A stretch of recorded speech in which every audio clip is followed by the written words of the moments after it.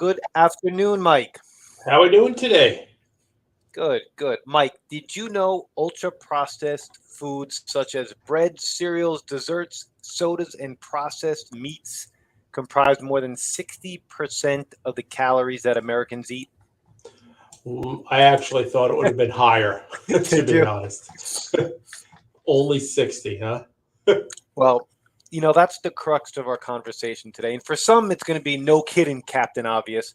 But for others, it's going to be really important. And for me, when I looked at it, I was like, oh, we need to discuss this because it's a really important concept. It's also a relatively simple concept, but it could be very profound. And um, a lot of it, we've heard before the study from Rob Wolf talking about hyper palatable foods. The amazing part is Rob's been talking about this for quite some time. In with food that is created in a lab, it is designed for it to be what you said, hyper palatable. Basically, you can't eat just one chip. You have to finish the entire bag. It's amazing how they have the science of this stuff dialed in, and you wind up getting a society that is uh, they can't even help themselves. So scary stuff. Yeah, I mean, this was a study that was in Science Daily. It was presented to the American Heart Association, but very simply, it just showed that eating things that they considered gateway foods, hyper palatable foods, highly processed foods, just caused you to eat more of that and more of the other bad stuff. So I thought, if you don't mind, Mike, I would just read the things right from the report, the percentages of what this causes, and then you could maybe just comment on it because it's Yeah, pretty amazing. sure, Um, absolutely. but it says the analysis found that among the identified gateway foods, increased consumption frequency of frozen desserts was associated with 11% increase in consumption of all other processed foods. Same So thing. Oh, well, yeah, go ahead. I would Yep. say increased consumption of pastries was associated with a 12% increase in consumption of all other processed foods. And lastly, and we're coming up to Halloween, crazy enough, increased consumption of candy was associated with a 31% increase in consumption of all other ultra processed foods. So here's the really interesting thing about this. No, number one, the lead author on this is a 16-year-old scientist that has a Great. dual enrollment at Broward College and Cooper City High School in Florida. She's Amazing. 16.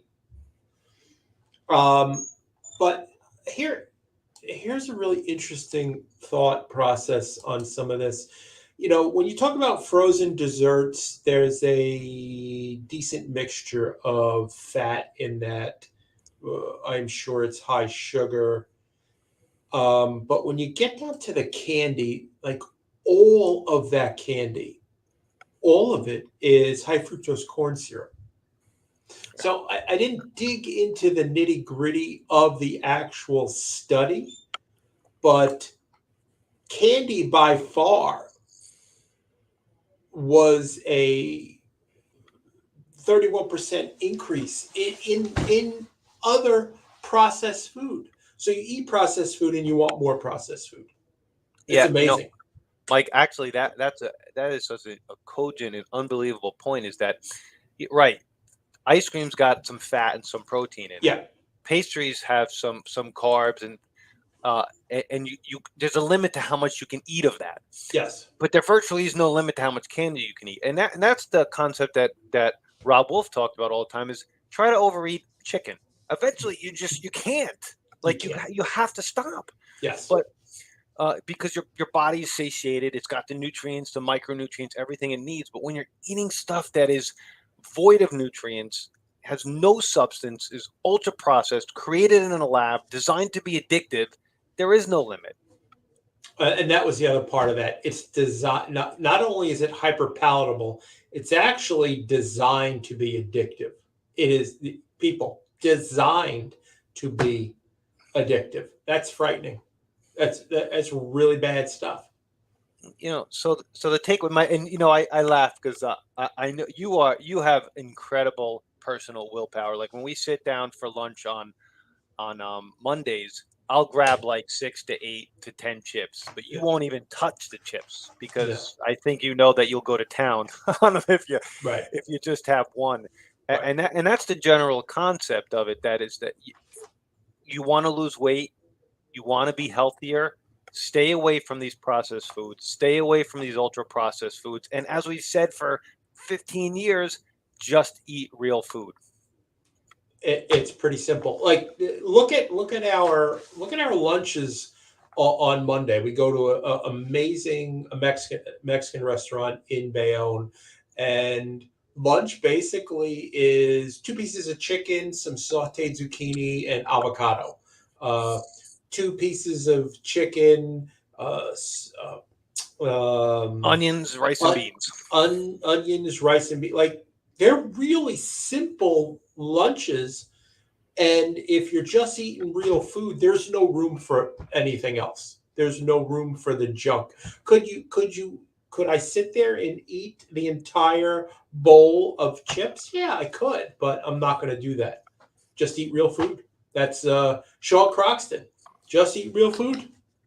That's right. So, like I said, for some it may be no kid and Captain Obvious, but it's a very, really important concept, and just start thinking about it, mulling it over, and practicing it in your life, and then sharing it with your kids and your loved ones. Yeah. Also, before we go, we're looking at setting up another Ask Us Anything. Yeah, Correct? it's set up November 2nd, Wednesday, No. November 2nd at 6:30. Yes. Yes. And being that we did not get to do our in-person, um, basically healthy hybrid work environment, we're contemplating rolling out like a Facebook Live where Dr. Noah and I will do a half hour on this topic, basically with our PowerPoint. Both of us in the picture. So we're letting you know we're going to roll this out in some form. That Yes. don't be sad that it didn't happen. That it will happen. Yeah, that's exciting. That's exciting. Absolutely. We are open today, full staff 3 to 6. See you guys there. Bye, guys.